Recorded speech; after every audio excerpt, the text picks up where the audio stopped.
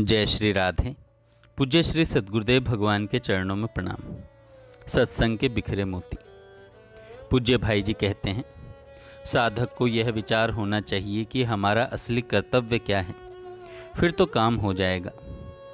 कर्मों का फल भगवान के हाथों में है और भगवान के विधान से जो भी फल प्राप्त होता है वही मंगलमय है। विपत्ति से, मन की प्रतिकूल अवस्था से घबराने की आवश्यकता नहीं है तथा ऐसी परिस्थिति में पड़कर आवेश में आकर कुछ करने में भी लाभ नहीं है। इस बात को निश्चय मान लेना चाहिए कि भगवान के विधान से आई हुई विपत्ति में, मन के प्रतिकूल परिस्थिति में वस्तुतः मंगल ही मंगल है। विपत्ति से रक्षा का त्राण पाने का उपाय भी भगवान का स्मरण ही है। द्रौपदी ने जब देख लिया कहीं कोई भी सहारा नहीं है, सहायता के सभी रास्ते बंद हो जाने पर ही उसे भगवान सूझे। उसने पुकारा। पुकारने भर की देर थी, तुरंत भगवान का चीरा अवतार हो गया। विश्वास कीजिए, यदि विपत्ति से बचने के लिए आप भी भगवान को याद करेंगे तो भगवान आपको भी निश्चय बचा लेंगे। प्रेम एक में ही होता है और वह भगवान में ही होना संभव है। प्रेम का वास्तविक अर्थ ही है भगवत प्रेम। विशुद्ध प्रेम, निस्वार्थ प्रेम, उज्ज्वल प्रेम जब होगा तब भगवान में ही होगा, और ऐसा होने पर सारा ममत्व सब ओर से सिमटकर भगवान में ही लग जाता है। जब भगवान के प्रति प्रेम होने लगता है तब दूसरी समस्त वस्तुओं से प्रेम हटने लगता है। यह नियम है, और प्रेम हो जाने पर तो प्रेमी सबकी सुधि ही भूल जाता है।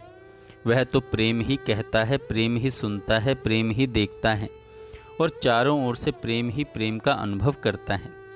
प्रेम की पूर्णता कभी होती ही नहीं। मुझे पूर्ण प्रेम प्राप्त हो गया, इस प्रकार का अनुभव प्रेमी कभी करता ही नहीं। प्रेमी को अपने प्रेम में सदा कमी का अनुभव होता है। प्रेम की कोई सीमा नहीं है। प्रेम प्रतिक्षण बढ़ता है, निरंतर बढ़ते रहना उसका स्वरूप है। प्रेम कहीं भी रुकता नहीं।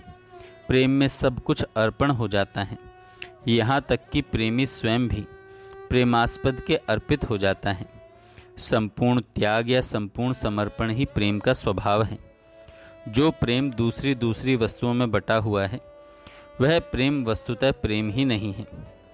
भगवान श्री राम ने प्रेम का स्वरूप बतलाया है। तत्व प्रेम कर मम अरुतोरा, जानत प्रिया एक मनु मोरा। सो मन सदा रहत तोहे पाही, जानु प्रीति रसु एतने ही माही। प्रेम वाणी का विषय नहीं है। प्रेम रहता है मन में, और मन अपने काबू में रहता नहीं, वह रहता है प्रेमास्पद के काबू में। प्रेम का यह साधारण नियम है। प्रेमी के मन पर उसका कोई अधिकार नहीं रहता। मन, बुद्धि, प्राण, आत्मा सब पर अधिकार हो जाता है प्रेमास्पद श्री भगवान का। प्रेम उत्पन्न हो जाने पर मन, बुद्धि अर्पण करने नहीं पड़ते, ये स्वतः अर्पण हो जाते हैं। प्रेम बड़ी दुर्लभ वस्तु है। यह सहज में नहीं मिलता, और जिसे मिल जाता है उसके समान भाग्यशाली कोई नहीं है।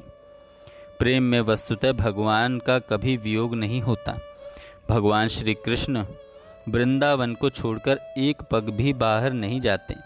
श्री गोपीजनों को छोड़कर किसी समय भी कहीं नहीं जाते। श्री गोपीजनों ने उद्धव को दिखला दिया था कि श्री गोपीजनों के पास ही निरंतर रहते हैं। श्री कृष्ण गोपीजनों के पास ही निरंतर रहते हैं, क्योंकि वे स्वयं प्रेमी बनकर श्री गोपीजनों को प्रेमास्पद समझते हैं। प्रेमास्पद प्रेमी का ही बन जाता है। श्री कृष्ण भी गोपिकाओं के ही बन गए। उन्होंने गोपिकाओं, देवताओं की जैसी आयु धारण करके भी मैं तुम्हारा यह प्रेम ऋण नहीं चुका सकता। उन्होंने कहा, गोपिकाओं, देवताओं की जैसी आयु धारण करके भी मैं तुम्हारा ऋण नहीं चुका सकता। प्रेम का ऋण चुकाने के लिए भगवान के पास कुछ भी नहीं रहता, पर प्रेमी उन्हें ऋणी नहीं बनाता। उन्हें ऋणी मानकर उनसे कुछ चाहे, ऐसा प्रेमी कभी नहीं करता। जहाँ कुछ भी अपनी चाह है वहाँ प्रेम नहीं है।